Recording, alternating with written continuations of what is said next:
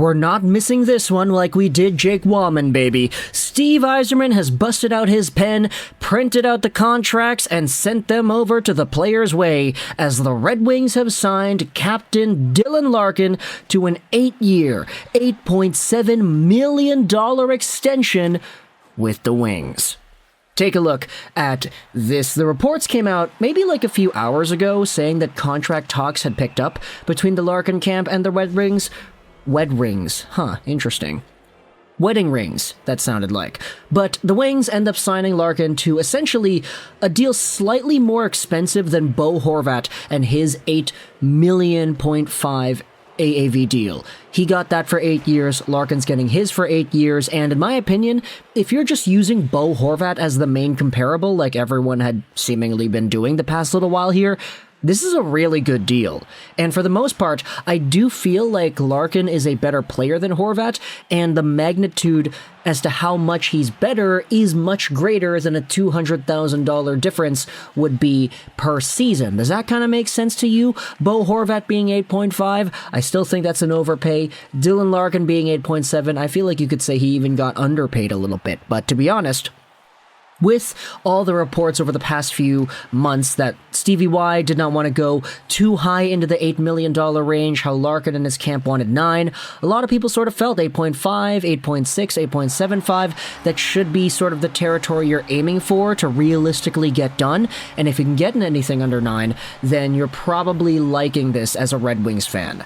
Why? Well, because Dylan Larkin is a heart and soul type of guy. He's from Michigan. He played for the University of Michigan. He is a Red Wing through and through. 26 years old, 6'1", 198, signed till the end of 2030, where he's going to be making $8.7 million. Not even 8.75, just 8.7 flat.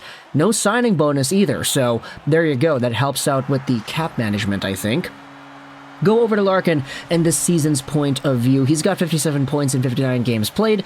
His number actually looked a little bit better a few games ago because he has gone pointless in his last 3 games. There was a stint in there where the guy was absolutely dominating, and this is sort of where everybody was saying, hey, you know, I mean, Stevie Y, Larkin's been playing pretty good, multiple 3-point games. He had a stint here where he had, 6, 8, 10 points in 4 games. Stevie Y, you better go out there and sign the guy soon, because if he keeps playing like this, then you're not going to be able to get him for anything under under $9 million. But I guess now with the 3-game pointless streak and the Wings losing all these games against Ottawa and Tampa Bay, this was a good opportunity for Stevie Y to bust out the checkbook and say, here, want a contract?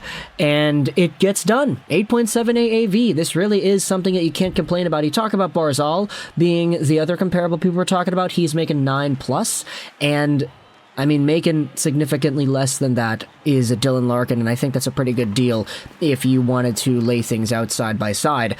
It's a little bit higher than Bo Horvat. I do think that Larkin is a better player than Horvat, two-way, and in terms of just being able to play the game properly. I feel like he can also drive the line a bit better than Bo can. So if you wanted to talk about Bo versus Larkin, we can make an entire video on that, but just in terms of the contract negotiations and the number, Larkin being higher than Bo, it's pretty good in my opinion, and the magnitude as to which that is so, only $200,000 more, I think it's a pretty good steal for the Wings, and a lot of Wings fans should be happy about this. Larkin himself should be happy about this too. You know, we talk about, oh, they're differing by $1.5 million per season. Like, why does that matter? Well, here's the thing. If Larkin gets $500,000 more on his contract for 8 years, that's an extra $4 million that he's getting at the end of the day, and $4 million isn't chump change. So I could totally understand why these negotiations went on for as long as they did, but this is indeed the final number.